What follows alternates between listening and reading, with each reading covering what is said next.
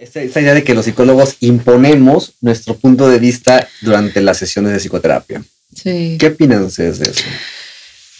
Pues una es que por un lado no es tan mito porque es muy común que suceda. Es súper común que suceda. Evidentemente es algo que no debiera pasar. Si les pasa eso, huyan y cuéntenselo a quien más confianza le tengan.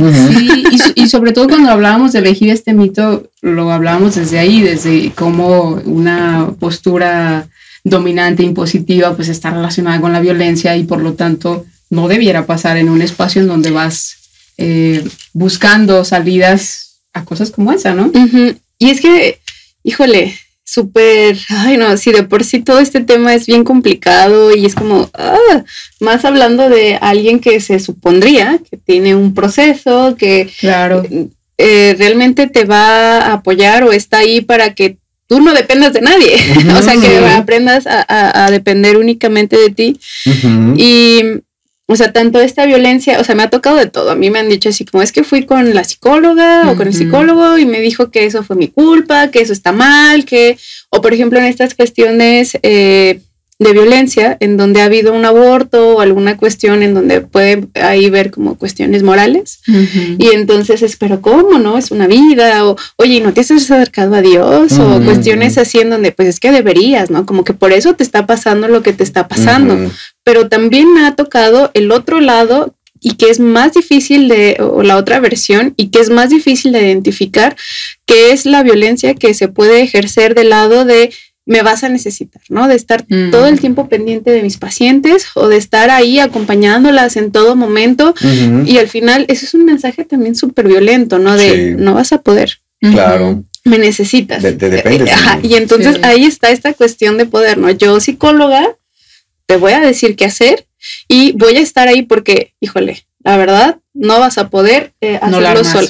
Entonces me necesitas. Y eso a mí se me hace todavía así como súper más violento y más peligroso porque eso es más difícil de identificar, ¿no? Creo que en general, si a mí me dice, si yo voy a terapia, voy a un proceso y me dice esta parte como de, oye, pues deberías hacer esto, es más fácil yo decir, o sea, yo no voy a hacer esto. Pero cuando es este tema como más de seducción, de mira, sí, yo te acompaño, y en este tema de cuestiones de, hablando como un poco de manera institucional, que es el acompañamiento que se puede dar a las usuarias, creo que es bien importante saber hasta qué punto, ¿no? O sea, darse un acompañamiento o asesoría, pero también dándole las herramientas de que ellas van a poder salir de esta situación. O sea, sí, pero mira, va a ser así, así. Tú vas, preguntas por tal persona, quizás, pero el dejarlas que también vayan descubriendo estas herramientas que puedan tener, ¿no? De no minimizar y ubicarnos como yo todo lo sé, soy perfecto, perfecta, ¿no? O sea, por supuesto que no. El narcisismo está en la raíz de la violencia, maldito sea. Pues no. Y como empezar a dejar que opere la voluntad que se puede estar construyendo, ¿no? Porque pues, de otra manera es como una postura muy paternalista y de cuidado y demás, y que finalmente pues hay una situación de dependencia ahí, ¿no? Y justo yo pensaba cuando pensaba en el mito, me acordé de una situación que me pasó esta semana con el papá de una adolescente que estoy viendo en consultorio. Y bueno, yo estoy trabajando con la adolescente, entonces importantísimo el trabajo con la mamá, con las personas cuidadoras, la mamá del papá. Y llega el papá y después de estar como resistente y demás, ya entrando en confianza, me dice, yo le dije a mi hija, si la psicóloga me regaña por tu culpa, vas a ver. Y entonces como yo me preguntaba y como hablaba, pensaba en este tema es muy común que la gente acuda a terapia pensando en que ahí va a saber qué hacer y le van a decir qué hacer, ¿no? Entonces, claro que es algo como que si nosotros supiéramos. Sí, pero una de las situaciones es que mucha gente parte de ahí, pues, o sea, va a encontrar respuestas en la otra persona. Dime qué hacer, tú dime, ¿no? ¿Qué hago? Que mucho como lo que suena como este tema de meme de dar consejos, ¿no? La terapia como dar consejos, pero mucha gente acude desde ahí. Entonces, es súper fácil que desde una posición así y desde todo el ego y narcisismo de una persona que se asume con recursos de poder que luego implementa para realzarse y para reafirmar como eso, ¿no? Pues es muy fácil que termine haciéndolo, y es una situación que evidentemente genera, pues está totalmente contraindicada, ¿no? Entonces lleva a replicar finalmente relaciones que no son las viables para construirse. Sí, es nada más trasladar la relación o sea, en el caso del trabajo institucional, que es meramente situaciones de violencia, así como ya muy, muy ubicadas, pues trasladar este tipo de relaciones violentas de la pareja, de la familia, pero ahora con la persona que le está atendiendo, ¿no? Claro. Y yo también pensaba como en este tema de la terapeuta como un agente moralizador en esos espacios. Qué fuerte, o sea, porque finalmente se parte desde ahí como de cierta posición de saberes también cuadrados y de ideales ya preestablecidos. Incluso a veces hasta tú y yo nos hemos quejado un montón, también tú nos hemos quejado un montón de estos protocolos terapéuticos en las instituciones en donde esto es lo que se trabaja, ¿no? Y entonces está diseñado para, a mí me choca la palabra, tengo un ahí, sí, muy cañón, con este tema del empoderamiento de las mujeres. Sí. Evidentemente la palabra tiene todo el sentido, pero se habla como desde la superficialidad tal que entonces te lleva para allá, pues, y esto está diseñado para que logres cosas que todas las mujeres suena muy como a coaching, ¿no? Dale, como ya ideales preestablecidos, una fórmula para todos los casos, ¿no? Y realmente es muy complicado, ¿no? Y qué violento. Sí, yo también tengo muchos conflictos con eso. Los ve. Porque es como, o sea, no sé, sesión 1 esto, sesión 2 tal, sesión 3 tal, bla, bla, bla. Y dónde queda la subjetividad, ¿no? Del paciente. Sí, o sea, y hay veces que, o sea, y es en general, el proceso terapéutico no es lineal, así como muy bien, es como...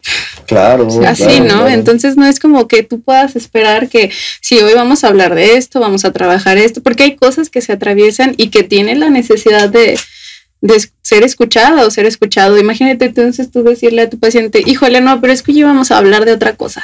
Claro. Porque es como trabajar desde lo que a mí me interesa, no lo que le interesa a mi paciente. Y es como... Exacto. Y a mí me gustó mucho cómo lo describiste como este agente moralizador, ¿no?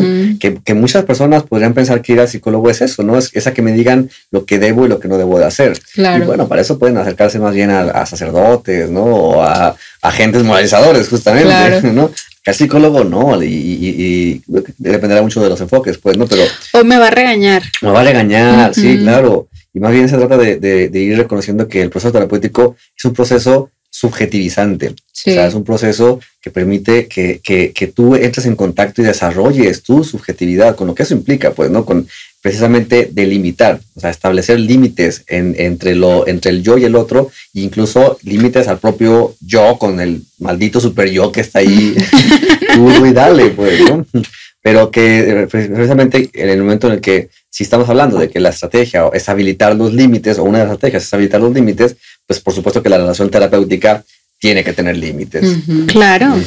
Ese es el espacio para construir otro tipo de interacciones y otro tipo de relaciones, ¿no? Entonces, sí, yo decía, no es tan mito, porque yo realmente he tenido mucho acercamiento con personas que me describen este tipo de relaciones terapéuticas, pero sí, súper importante el hacer saber que no es así.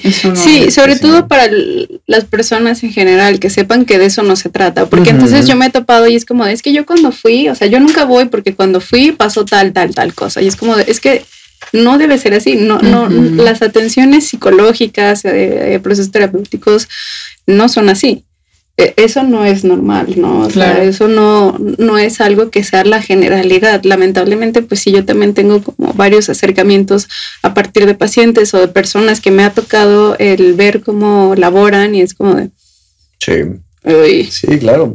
Y pues bueno, no nos queda más que también invitar a los colegas, ¿no? A que pues que puedan reconocer ahí algo, pues bueno, que puedan ahí pues forjar, ¿no? O algún espacio ético que permita como desde ahí pues vislumbrar, ¿no? Vías en las cuales salgan de esta posición. Sí, ¿no? O sea, y que al final, otra vez, el proceso personal, ¿no? O sea, el no colgarle cosas a mi paciente que son mías, propias, ¿no? Claro. Incluso yo recuerdo ahorita hablando de todo esto que a mí me llegó a pasar, que trabajando en estos temas de violencia, cuando recién empezaba todo esto, o sea, yo decía, ay, no, pero es que ¿por qué no lo deja, no? ¿Por qué no hace esto? O sea, es que date cuenta, ¿no? Y entonces fue así como de, a ver, ¿a quién le interesa esto? ¿No? O sea, ¿de quién es el proceso? Sí. ¿De quién estás hablando? Es como, sí.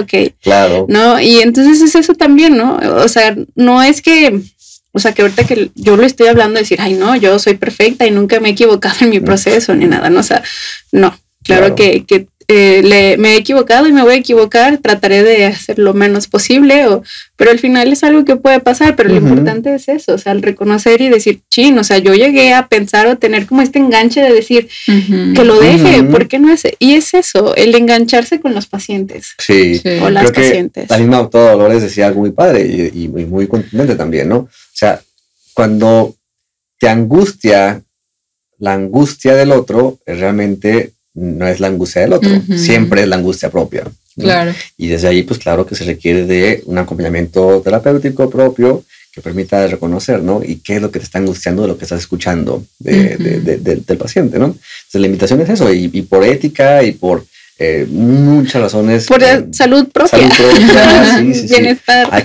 que cuidar también esta parte y atendernos nosotros mismos también en su propio proceso. Eso, o sea, si nosotros o nosotras estamos atendiendo, asegurarnos también que nosotras nos estamos atendiendo a nosotras, ¿no? O sea, y aunque eso implique a veces no atender a los otros para poder atender. Límites.